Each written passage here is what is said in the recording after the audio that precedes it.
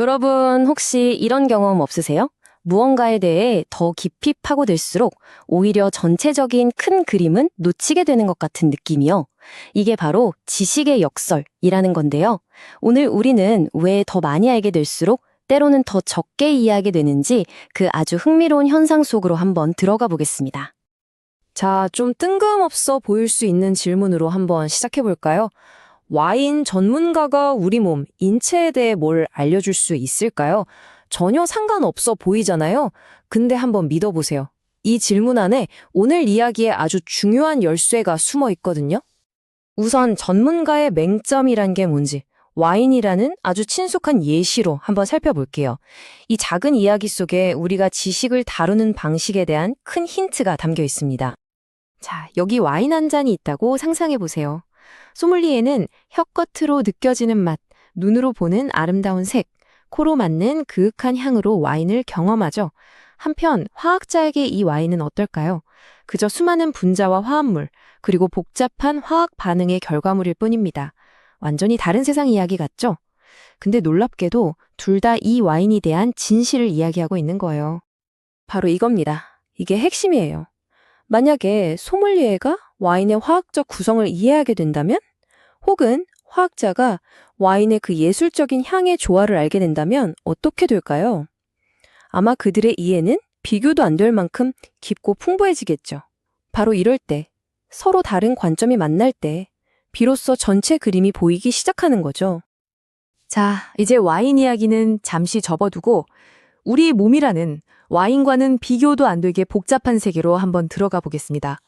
놀랍게도 우리가 인체를 연구하는 방식 속에도 마치 와인 소믈리에와 화학자처럼 서로 단절된 세상이 존재합니다. 과학계에는 지식 사일로라는 아주 재밌는 말이 있어요. 사일로, 원래 곡물 창고잖아요. 옥수수는 옥수수끼리, 밀은 밀끼리 이렇게 따로따로 보관하는 거대한 통이요. 지식의 세계도 똑같다는 겁니다. 각 연구 분야가 자신들만의 언어와 도구라는 높은 벽을 쌓고 옆 동네 창고랑은 전혀 교류하지 않는 거죠. 실제로 과학계에서 이건 아주 흔한 일이에요. 어떤 과학자는 평생 현미경 기술 하나만 파고들고 다른 팀은 오로지 뇌만 연구합니다.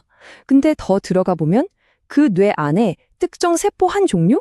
심지어는 그 세포 하나가 옆에 있는 다른 세포랑 어떻게 말을 거는지 바로 이 작은 주제 하나에 평생을 바치는 연구자도 있다는 거죠. 정말 놀랍지 않나요? 이 전문화라는 게 우리 시야를 얼마나 좁게 만드는지 제가 한번 보여드릴게요.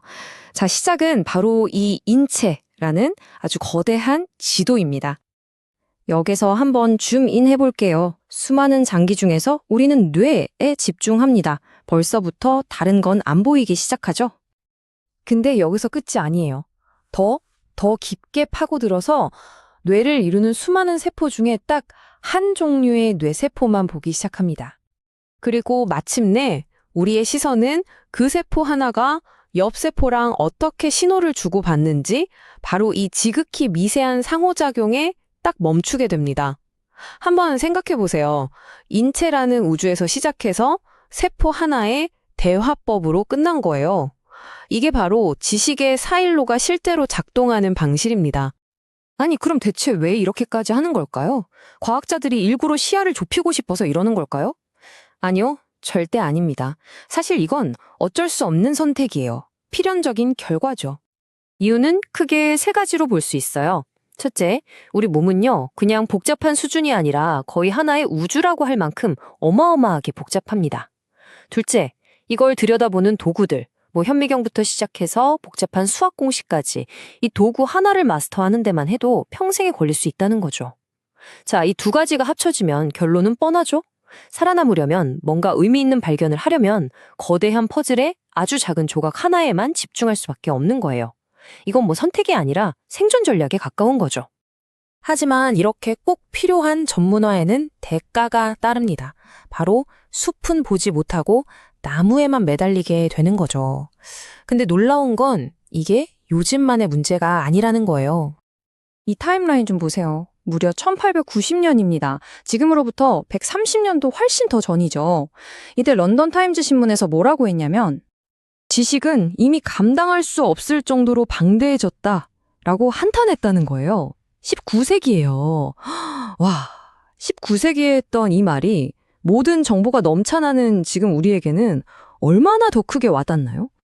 그리고 이게 오늘날 우리가 마주한 냉정한 현실입니다. 오늘날 어떤 분야든 그 전체를 다 아는 전문가는 단 한 명도 없습니다. 단 한 명도요. 자, 그럼 우리는 이 거대한 지식의 역설 앞에서 뭘 할 수 있을까요?